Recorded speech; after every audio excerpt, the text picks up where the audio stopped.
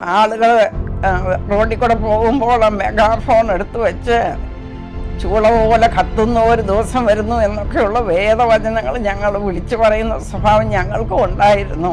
കാലത്ത് യുവജനങ്ങളെ അവരുടെ ഇഷ്ടത്തിന് പോയിക്കൊണ്ടിരിക്കുന്നതായ ഈ കാലയളവിൽ നമ്മൾ നമ്മുടെ തലമുറയെ ദൈവവേലയ്ക്ക് വേണ്ടി ഉത്സാഹിപ്പിക്കുകയും വാർത്തെടുക്കുകയും ചെയ്യാൻ മാതാപിതാക്കൾ ധാരാളം ശ്രമിക്കണമെന്നും അവർക്ക് വേണ്ടി പ്രത്യേകം പ്രാർത്ഥിക്കാനും നമ്മൾ കടപ്പെട്ടവരാണ്.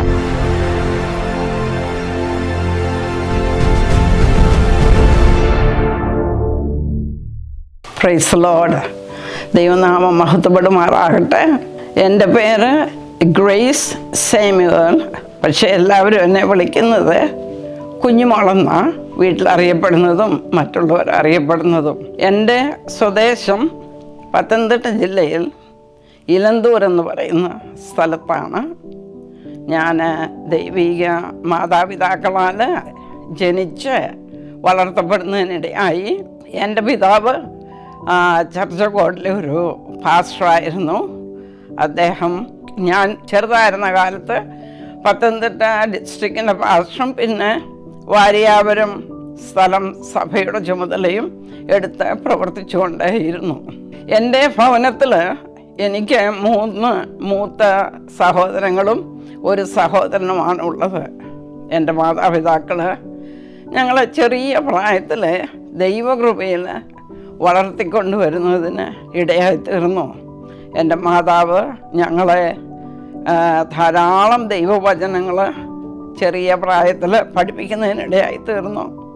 എനിക്ക് ഓർമ്മയിലും സന്തോഷവും എൻ്റെ ജീവിതത്തെ നടത്തിയ ഒരു വാക്യം മത്തായിയുടെ സുവിശേഷം 6-ാം അധ്യായം അതിൻ്റെ 33-ാം വാക്യം, മുന്നമേ ദൈവത്തിൻ്റെ രാജ്യവും നീതിയും അന്വേഷിപ്പീൻ, എന്നാൽ നിങ്ങൾക്കിതൊക്കെയും ലഭിക്കും എന്നുള്ളത്. അത് എൻ്റെ ജീവിതത്തിൽ എനിക്ക് വളരെ അനുഗ്രഹവും സന്തോഷവുമാണ്. കാരണം നമ്മൾ ഒന്നിനെക്കുറിച്ചും വിചാരപ്പെടേണ്ട, എല്ലാറ്റിലും ദൈവം നമ്മുടെ കാര്യങ്ങൾ നടത്തിത്തരും. എന്ത് ഭക്ഷിക്കണം, എന്ത് ഉടുക്കണം, ഇതൊക്കെ ദൈവം നമ്മളെ കുറിച്ച് കരുതുന്നല്ലോ എന്നുള്ളത് കൊണ്ട് എൻ്റെ ജീവിതത്തിൽ അത് വളരെ സന്തോഷവും അനുഗ്രഹകരമായിരുന്നു. ഞങ്ങൾ വാരിയാപുരം എലന്തൂര് ചർച്ചില്ലാഞ്ഞത് കൊണ്ട് ഞങ്ങൾ വാരിയാപുരം ചർച്ചിലാണ് പോയിക്കൊണ്ടിരുന്നത്. അവിടെയാണ് ഞാൻ രക്ഷിക്കപ്പെട്ടതും ആദ്യ കാലങ്ങളിൽ സൺഡേ സ്കൂൾ പഠിച്ചതുമെല്ലാം. എൻ്റെ പ്രാഥമിക വിദ്യാഭ്യാസം പ്രൈമറി സ്കൂളും മിഡിൽ സ്കൂളും ഞാൻ എലന്തൂർ പഠിച്ചു. അത് കഴിഞ്ഞ് ഹൈസ്കൂളും കോളേജും ഞാൻ പത്തനംതിട്ട പഠിച്ചു. BSc പാസ്സായി കഴിഞ്ഞപ്പോൾ ഇനിയും MScക്ക് പോകാം. അത് കഴിഞ്ഞ് എവിടെയെങ്കിലും കോളേജിൽ ഒരു ജോലി കിട്ടി അങ്ങനെ പോകണമെന്നൊരു ചെറിയ ചിന്തയും പ്ലാനും ഉണ്ടായിരുന്നു. എന്നിരുന്നാലും എൻ്റെ മൂത്ത സഹോദരങ്ങൾ 2 സഹോദരിമാരും വെളിദേശങ്ങളിലായിരുന്നു. ഒരാൾ സൗദി അറേബ്യയിലും ഒരാൾ കുവൈറ്റിലും ഉണ്ടായിരുന്നത് കൊണ്ട് അവിടെ പോകാനുള്ളതായ ഒരു ചെറിയ ആഗ്രഹം എൻ്റെ മനസ്സിലുണ്ടായി. അതിനുവേണ്ടി ഞാൻ വെല്ലൂർ ക്രിസ്ത്യൻ മെഡിക്കൽ കോളേജിൽ പോയി മെഡിക്കൽ ലാബ് ടെക്നീഷ്യൻ കോഴ്സ് പഠിക്കുകയും അത് കഴിഞ്ഞ് അവിടെ ഞാൻ ജോലി 1 വർഷം ചെയ്യുകയും ചെയ്തു. അങ്ങനെ ഞാൻ അവിടെ ജോലി ചെയ്തുകൊണ്ടിരുന്ന സമയത്താണ് എൻ്റെ വിവാഹം നടക്കുന്നതും അതിനുശേഷം ഞാൻ കാനഡയിലേക്ക് കടന്നു വരുന്നതും. ഞാൻ 9-ാം വയസ്സിൽ യേശുക്രിസ്തുവിനെ സ്വന്തം രക്ഷിതാവായി സ്വീകരിക്കുന്നതിനിടയായി. അതിനുള്ള കാരണം വാരിയാപുരം യോനാച്ചൻ എന്ന് പറയുന്ന ആളിനെ മിക്കവാറും എല്ലാവർക്കും അറിയാം. അദ്ദേഹത്തിൻ്റെ ഒരു മൂത്ത സഹോദരൻ PS സാമുവേൽ എന്ന് പറയുന്ന ആൾ നോർത്ത് ഇന്ത്യയിൽ സുവിശേഷ വേല ചെയ്യുന്നുണ്ടായിരുന്നു. ദൈവത്തിന് വേണ്ടി വളരെ പ്രവർത്തിച്ച ഒരു ദൈവദാസനാണ് അദ്ദേഹം. വർഷം തോറും വാരിയാപുരത്ത് വന്ന് സ്പെഷ്യൽ മീറ്റിങ്ങുകൾ നടത്തുമായിരുന്നു. അങ്ങനെയുള്ള ഒരു സമയത്ത് അദ്ദേഹത്തിൻ്റെ യോഗത്തിൽ വെച്ചാണ് ഞാൻ യേശുക്രിസ്തുവിനെ സ്വന്തം രക്ഷിതാവായി സ്വീകരിച്ചത്. ആ കാലങ്ങളിൽ നാട്ടിൽ പെന്തിക്കോസുകാർ കുറവായിരുന്നു എന്ന് ഞാൻ പറഞ്ഞല്ലോ. അന്ന് ഞങ്ങളുടെ എലന്തൂര് ഞങ്ങളൊരു കുടുംബം മാത്രമേ ഉള്ളായിരുന്നു പെന്തിക്കോസിൽ. എൻ്റെ പിതാവ് ഞങ്ങളുടെ ദേശത്തിന് വേണ്ടി എൻ്റെ മാതാവും പിതാവും ധാരാളം പ്രാർത്ഥിക്കുകയും ആക്ച്വലി ഞാനും എൻ്റെ സഹോദരനും കൂടി ചേർന്ന് ആളുകൾ റോഡിൽ കൂടെ പോകുമ്പോൾ മെഗാഫോൺ എടുത്തു വെച്ച് ചൂള പോലെ കത്തുന്ന ഒരു ദിവസം വരുന്നു എന്നൊക്കെയുള്ള വേദവചനങ്ങൾ ഞങ്ങൾ വിളിച്ചു പറയുന്ന സ്വഭാവം ഞങ്ങൾക്കും ഉണ്ടായിരുന്നു. ദൈവം ഞങ്ങളുടെ ദേശത്തെ അനുഗ്രഹിക്കുകയും ഇപ്പോൾ അവിടെ ധാരാളം വിശ്വാസികളും ചർച്ചസും എല്ലാം ഞങ്ങളുടെ ദേശത്ത് ഉണ്ട്. ആത്മീയമായിട്ട് ആൾക്കാർക്ക് വളരെ സന്തോഷമായിരുന്നു. സഹോദരങ്ങളെന്ന് പറഞ്ഞാൽ ഈ കാലത്തെ അപേക്ഷിച്ച് എൻ്റെ ചിന്തയിൽ ആ കാലത്ത് വളരെ സ്നേഹമായിരുന്നു. ഭൗമികമായിട്ട് മനുഷ്യർക്ക് സൗകര്യങ്ങൾ കുറവായിരുന്നു എങ്കിലും എല്ലാവരുടെയും വീടുകളിൽ മറ്റുള്ളവരെ സ്വീകരിക്കുകയും സൽക്കരിക്കുകയും ചെയ്യുന്നതായ സ്വഭാവം ആ നാടുകളിലുണ്ടായിരുന്നു. എൻ്റെ മാതാപിതാക്കളും ധാരാളം പാസ്റ്റേഴ്സിനെയും വിശ്വാസികളെയും ഞങ്ങളുടെ വീട്ടിൽ താമസിപ്പിക്കുകയും ഭക്ഷണം കൊടുക്കുകയും സൽക്കരിക്കുകയും എല്ലാം ചെയ്തതായ എൻ്റെ ഓർമ്മ ഞാൻ ചെറുതായിരുന്ന കാലത്ത് ധാരാളമുണ്ട്. അതുപോലെ ആ സ്വഭാവം അവർ ഞങ്ങളെ പഠിപ്പിച്ചത് എൻ്റെ ജീവിതത്തിലും എനിക്കും ചെയ്യാനായിട്ട് പലപ്പോഴും സാധിച്ചിട്ടുണ്ട്. ഞങ്ങളുടെ ഈ ഭവനത്തിലും കേരളത്തിലുള്ള ധാരാളം ദൈവദാസന്മാർ വരുന്നതിനും അവരെ സ്വീകരിക്കുന്നതിനും സൽക്കരിക്കുന്നതിനും ഞങ്ങൾക്ക് സാധിച്ചിട്ടുണ്ട്. ഞങ്ങൾക്ക് ചർച്ച് ഓഫ് ഗോഡെന്നോ IPC എന്നോ അസംബ്ലീസ് ഓഫ് ഗോഡെന്നോ എന്നോ യാതൊരു വ്യത്യാസമില്ല. ആദ്യകാലത്തിലെ ദൈവദാസന്മാരെല്ലാം വന്നിട്ടുണ്ട്. ചർച്ച് ഓഫ് ഗോഡിലെ പാസ്റ്റർ TM വർഗീസ് സാറ്, പിന്നെ പാസ്റ്റർ AV എബ്രഹാം, പിന്നെ ദൈവദാസന്മാർ പലരും വന്നിട്ടുണ്ട്. അതുപോലെ IPCയിലെ ആണെങ്കിൽ പാസ്റ്റർ PM ഫിലിപ്പ്, പിന്നെ അതുപോലെ ഗുഡ് ന്യൂസിൻ്റെ editors CV Mathew, Mathew sir, പലരും ഇവിടെ വന്ന് ഞങ്ങളുടെ കൂടെ താമസിച്ചിട്ടുണ്ട്. അതുപോലെ അസംബ്ലീസ് ഓഫ് ഗോഡിലെ സൂപ്രണ്ടന്മാർ, ധാരാളം പേര്. അത് ഞങ്ങൾക്ക് വളരെ സന്തോഷവും അനുഗ്രഹമായിരുന്നു. അവർ വരുന്നതും താമസിക്കുന്നതും ഞങ്ങളുടെ കൂടെ സമയം ചെലവഴിക്കുന്നതും എല്ലാം. ആദ്യകാലങ്ങളിലെ പോലെയുള്ള ഒരു കൂട്ടായ്മ ഈ കാലത്തുണ്ടോ എന്ന് എനിക്ക് തോന്നുന്നില്ല. ഈ നാളുകളിൽ ഭൗമികമായിട്ടും ദൈവം നമ്മളെയൊക്കെ ധാരാളം അനുഗ്രഹിച്ചു. അപ്പോൾ ആദ്യകാലത്തെ ആ സാക്രിഫൈസസ് ഒക്കെ ഇപ്പോൾ ഉണ്ടോ എന്ന് എനിക്ക് തോന്നുന്നില്ല. എന്നാൽ നമ്മളതിൽ കൂടുതൽ സംബന്ധിച്ച് മറ്റുള്ളവരെ സ്നേഹിക്കുകയും ശുശ്രൂഷിക്കുകയും ചെയ്യാനുള്ളതായ ഒരാഗ്രഹം നമ്മളിലെല്ലാം ഉണ്ടാകട്ടെ എന്ന് ഞാൻ പ്രാർത്ഥിക്കുന്നു. ഞാൻ കാനഡയിൽ വരാൻ ഒരിക്കൽ പോലും ചിന്തിച്ചില്ല. കാരണം എൻ്റെ സഹോദരങ്ങൾ മിഡിൽ ഈസ്റ്റിലായിരുന്നത് കൊണ്ട് അവിടെ പോകണമെന്നുള്ള ഒരാഗ്രഹം ആദ്യകാലങ്ങളിലുണ്ടായിരുന്നു പഠിത്തം കഴിഞ്ഞപ്പോൾ. എന്നാൽ ഞാൻ പഠിത്തം കഴിഞ്ഞ് ജോലി ചെയ്തുകൊണ്ടിരുന്ന സമയത്താണ് എൻ്റെ വിവാഹം 1970 നടക്കുന്നത്. 1970 എൻ്റെ വിവാഹം കഴിഞ്ഞ് ഞാൻ അന്ന് അധികം സമയം എടുത്തില്ല വിസ കിട്ടാൻ വേണ്ടി. 2 മാസം കഴിഞ്ഞപ്പോൾ ഞാൻ 1970 മെയ് മാസത്തിൽ ഇവിടെ കാനഡയിൽ കടന്നു വന്നു.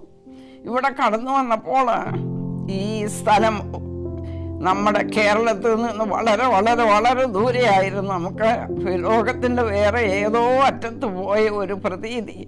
കാരണം ഞാനിവിടെ വന്നപ്പോൾ എല്ലാം വളരെ വ്യത്യാസമായിട്ടാണ് എനിക്ക് അനുഭവപ്പെട്ടത്. നമ്മുടെ ആൾക്കാർ ഒരാൾ പോലും ഇല്ലായിരുന്നു. നമ്മുടെ സ്കിൻ കളറുള്ള ഒരാളെ കണ്ടു കിട്ടാൻ ഞാൻ 3 മാസം ഇവിടെ താമസിച്ചു.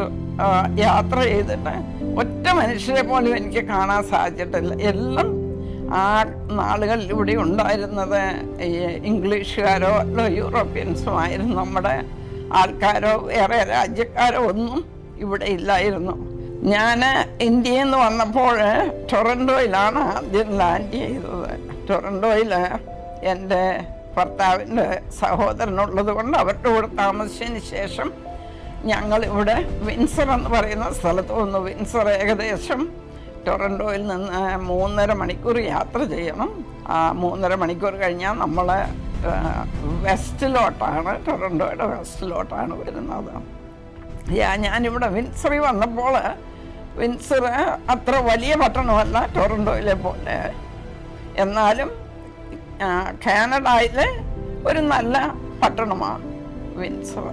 ഇവിടെ ഞങ്ങൾ ആദ്യം വന്നപ്പോൾ സെറ്റിൽ ചെയ്തു. എല്ലാവരും പുതുതായിട്ട് വരുമ്പോൾ എന്ന് പറഞ്ഞ പോലെ ഞങ്ങളും അപ്പാർട്ട്മെൻറ്റിൽ താമസം തുടങ്ങി. അന്ന് വിൻസർ പട്ടണം ചെറുതായിരുന്നെങ്കിലും കാനഡയിലെ ഒരുമാതിരി നല്ല ഒരു സിറ്റി ആയിരുന്നു. നമ്മൾ ഇന്ന് കാണുന്നത് പോലെയുള്ള വലിയ വീടുകളോ കെട്ടിടങ്ങളോ 4 ലൈൻ റോഡുകളോ ഒന്നും ആ നാളുകളിൽ ഇവിടെ ഇല്ലായിരുന്നു. ഷോപ്പിംഗ് മോൾ തന്നെ ഒന്നും ഇല്ലായിരുന്നു. കടകളൊക്കെ ഇപ്പോഴുള്ളതിനേക്കാളും ചെറുതായിരുന്നു. ഗ്രോസറി സ്റ്റോറുകൾ, അതുപോലെ ഡിപ്പാർട്ട്മെൻറ്റ് സ്റ്റോറുകളെല്ലാം ചെറുതായിരുന്നു ആ കാലത്ത്. അതുമാത്രമല്ല, നമ്മൾ ഗ്രോസറി സ്റ്റോറിൽ പോയാൽ നമുക്ക് പരിചയമുള്ള സാധനങ്ങളൊന്നും കാണാനില്ല. ഈ സ്ഥലത്ത് നമുക്ക് നാട്ടിലെ സ്പൈസസോ നാട്ടിലുള്ള വെജിറ്റബിൾസോ ഒന്നും നമുക്ക് ലഭ്യമല്ല ആ കാലങ്ങളിൽ. അതുകൊണ്ട് ആദ്യ നാളുകളിൽ എനിക്ക് അല്പം പ്രയാസം ഉണ്ടായിരുന്നു. നാട്ടിൽ നിന്ന് കുറച്ച് സ്പൈസസ് ഒക്കെ കൊണ്ടുവന്നു. അതുമാത്രമല്ല, ഇവിടെ നമ്മുടെ നാട്ടിലുള്ള വെജിറ്റബിളുകൾ, ക്യാബേജ് ഒഴിച്ച് ബാക്കി സാധനങ്ങളൊന്നും നമുക്കിവിടെ കിട്ടിയില്ലായിരുന്നു. അതുകൊണ്ട് കുറച്ച് കാലങ്ങളിൽ ഭക്ഷണ കാര്യത്തിൽ പ്രയാസങ്ങളായിട്ടുണ്ടായിരുന്നു എന്ന് പറയാം നമുക്ക്. എന്നാലും നമ്മൾ ഏതൊരു പുതിയ രാജ്യം എന്നാലും ആ രാജ്യത്തോട് അഡ്ജസ്റ്റ് ചെയ്ത് ജീവിക്കാനുള്ളതായ ഒരു ഇൻസ്റ്റിങ്ക്റ്റ് നമ്മളിലെല്ലാം ഉണ്ട്. അതുകൊണ്ട് ഞാനും ആദ്യകാലങ്ങളിൽ സർവൈവ് ചെയ്യുവാനിടയായി തീർന്നു. ആദ്യകാലത്ത് നാട്ടിലെ ഭക്ഷണം കഴിപ്പാനും നാട്ടിലെ ആഹാര പദാർത്ഥങ്ങൾ പാകം ചെയ്യാൻ ഞങ്ങളൊക്കെ പുതിയതായിരുന്നു, ചെറുപ്പമായിരുന്നത് കൊണ്ട് ഞങ്ങൾക്ക് വലുതായിട്ട് കുക്ക് ചെയ്യാനൊന്നും അറിയാൻ പാടില്ലായിരുന്നു. നാട്ടിൽ നിന്ന് ആരെങ്കിലും, വളരെ ചുരുക്കമായിട്ട് ആരെങ്കിലും നാട്ടിൽ പോവുകയോ നാട്ടിൽ നിന്ന് വരികയോ ചെയ്യുന്നുള്ളായിരുന്നു. എന്നാൽ ആരെങ്കിലും പോവുകയാണെങ്കിൽ അവർ കുറച്ച് കരിയാപ്പല ഉണക്കിക്കൊണ്ട് വരികയോ അല്ലെങ്കിൽ നാട്ടിൽ നിന്ന് എന്തെങ്കിലുമൊക്കെ ചെറിയ സാധനങ്ങൾ അവർ കൊണ്ടുവരും ഇവിടെ. കാരണം ഈ ദേശത്തെങ്ങും നമുക്ക് നമ്മുടെ നാടൻ യാതൊരു സാധനങ്ങളും കിട്ടത്തില്ല. ഇപ്പം വരുന്നവർക്ക് യാതൊരു പ്രയാസമില്ല. നമ്മൾ ഏതാണ്ട് നാട്ടിൽ പോകുന്നത് പോലെയുള്ള ഒരു പ്രതീതിയാണ്. ഈവൻ ഗ്രോസറി സ്റ്റോറിൽ പോലും നമ്മുടെ നാട്ടിലെ സാധനങ്ങൾ കിട്ടും. ആ കാലങ്ങളിൽ നമുക്ക് തൈരെന്ന് പറയുന്ന ഒരു സാധനം ഈ ദേശത്തെങ്ങും ഇല്ലായിരുന്നു. ആദ്യം ഞങ്ങൾക്ക് തൈര് ലഭിക്കുന്നത് ആരോ ഒരാൾ ഇന്ത്യയിൽ നിന്ന് അല്പം തൈരിൻ്റെ ഉറ കൊണ്ടുവന്ന് ആരോ തൈരുണ്ടാക്കി അത് പിന്നെ ദേശക്കാർക്കൊക്കെ അത് പല സിറ്റിയിലുള്ളവർക്ക് ഇങ്ങനെ മാറി മാറി കൊടുത്ത് അങ്ങനെയാണ് ഞങ്ങൾ ആദ്യകാലത്ത് ഈ ദേശത്ത് തൈരുണ്ടാക്കുന്നത്. അത് ഒരു മിറക്കിൾ തന്നെ എന്ന് പറയാം. അത് വർഷങ്ങളോളം ഞങ്ങൾ കൊണ്ടു നടന്നു. ആ സെയിം ഒറിജിനലായിട്ടുള്ളത് പിന്നെ പലർക്കായിട്ട് കൊടുത്തു. പിന്നെ അത് മൾട്ടിപ്ലൈ ചെയ്തിങ്ങനെ ഞങ്ങളുടെ കയ്യിൽ വന്നു. എന്നാൽ വർഷങ്ങൾ കഴിഞ്ഞപ്പോൾ ഈ രാജ്യത്തും അവരെ യോഗോട്ടിൻ്റെ അല്ലെങ്കിൽ തൈരിൻ്റെ ഗുഡ്നെസ് മനസ്സിലാക്കി ഇപ്പം ധാരാളം ഏത് രീതിയിലുള്ളത് വേണമെങ്കിലും നമുക്കിവിടെ ലഭിക്കും. ആദ്യകാലത്ത് നമ്മൾ ഈ രാജ്യം പ്രത്യേകിച്ച് വളരെ വ്യത്യസ്തമായിരുന്നു. നമ്മുടെ ഭാഷ ഞാൻ വന്ന കാലം 1970 നമ്മുടെ ഭാഷ കേൾക്കാനൊക്കെ തല്ല. കാരണം റേഡിയോയോ ടെലിവിഷനോ ഒന്നുമില്ലല്ലോ. അതുകൊണ്ട് ഞാനിപ്പോഴും ഓർക്കുന്നു, ഞാൻ വന്നൊരു 4 വർഷം കഴിഞ്ഞ് നാട്ടിൽ നിന്ന് ഒരാൾ വന്നപ്പോൾ അവരൊരു മലയാളം കാസറ്റ് കൊണ്ടുവന്നു. ആ കാസറ്റിൻ്റെ അകത്ത് ഞാൻ ഇപ്പോഴും ഓർക്കുന്നു, പി ലീല പാടി ഒരു പാട്ട്. ആ പാട്ട് കേട്ടപ്പോൾ ഞാൻ ഓർത്ത്, നമ്മൾ ഇങ്ങനെയാണോ പാട്ട് പാടുന്നത്? കാരണം 4 വർഷം യാതൊരു പാട്ടോ നമ്മുടെ ഭാഷയോ കേൾക്കാതിരുന്നിട്ട് ആ കാസറ്റ് ടൈപ്പ് കേട്ടപ്പോൾ എനിക്ക് വളരെ അതിശയം തോന്നി. നമ്മുടെ ഭാഷയുടെ പ്രാധാന്യം എനിക്ക് മനസ്സിലാക്കാൻ സാധിച്ചു. എന്നാൽ ഇപ്പോൾ നമ്മൾ നോക്കിയാൽ നമ്മുടെ ഭാഷ പറയുന്നവർ എവിടെ പോയാലും ഉണ്ട്. നമ്മുടെ ദൈവസഭകൾ എല്ലാ സ്ഥലങ്ങളിലും ഉണ്ട്. നമുക്ക് നാട്ടിലെ ഒരു ആരാധന കൂടണമെങ്കിൽ നമുക്ക് എങ്ങോട്ട് പോയാലും അതെല്ലാം ഉണ്ട്. അതൊരു വലിയ സന്തോഷമാണ്. ദൈവം നമ്മളെ നമ്മുടെ നാട്ടിൽ നിന്ന് ഈ ദേശത്ത് കൊണ്ടുവന്നതിനാണ് ഞാൻ ദൈവത്തിന് നന്ദി പറയുന്നു. ദൈവത്തിൻ്റെ മഹാകരുണയ്ക്കായിട്ട് ഞാൻ നന്ദിയോടെ ദൈവത്തെ സ്തുതിക്കുന്നു. ഞാൻ നേരത്തെ പറഞ്ഞല്ലോ എൻ്റെ വിവാഹം 1970 എന്ന്. എൻ്റെ ഭർത്താവ് ജനിച്ചു വളർന്നത് ആന്ധ്രാപ്രദേശിലാണ്. അദ്ദേഹത്തിൻ്റെ പിതാവ് നമ്മുടെ IPCയുടെ ഫൗണ്ടിങ് ഫാദേഴ്സിൽ ഒരാളായ അപ്പോസ്തൽ PM സാമുവലാണ്. അദ്ദേഹം കേരളത്തിൽ നിന്ന് ആന്ധ്രാപ്രദേശത്ത് പോവുകയും അവിടെ സുവിശേഷ വേലയിൽ മരിക്കുന്നത് വരെ പ്രവർത്തിക്കുകയും ചെയ്തു.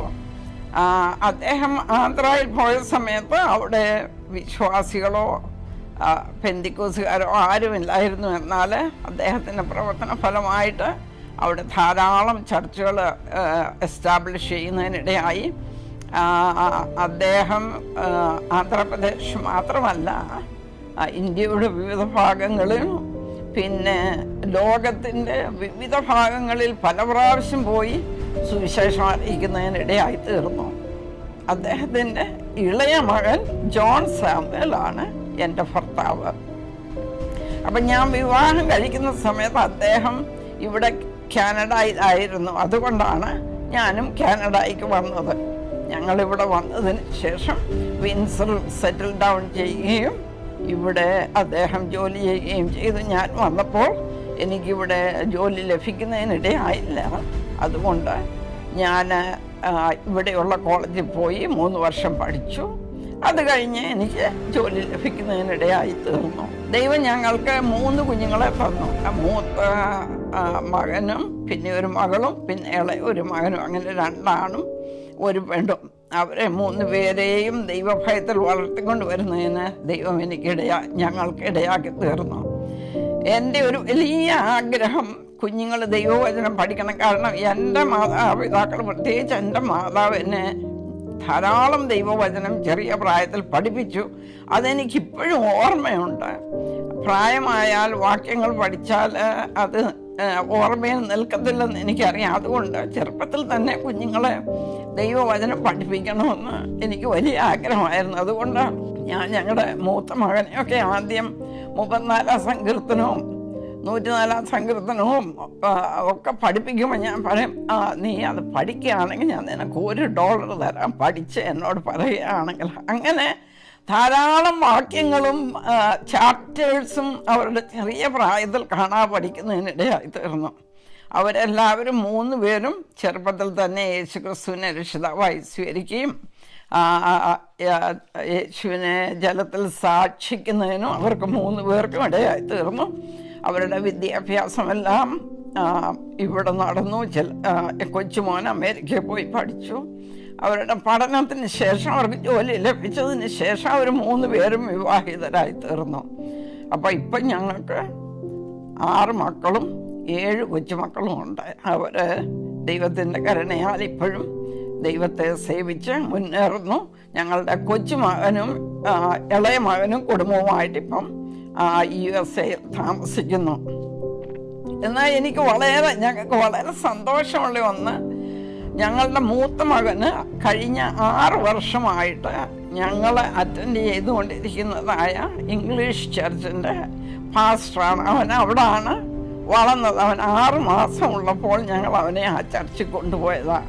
അവിടെ അവന് സൺഡേ സ്കൂൾ പഠിക്കുകയും അതിനുശേഷം യൂത്ത് വർക്കറായിട്ട് ജോലി ചെയ്യുകയും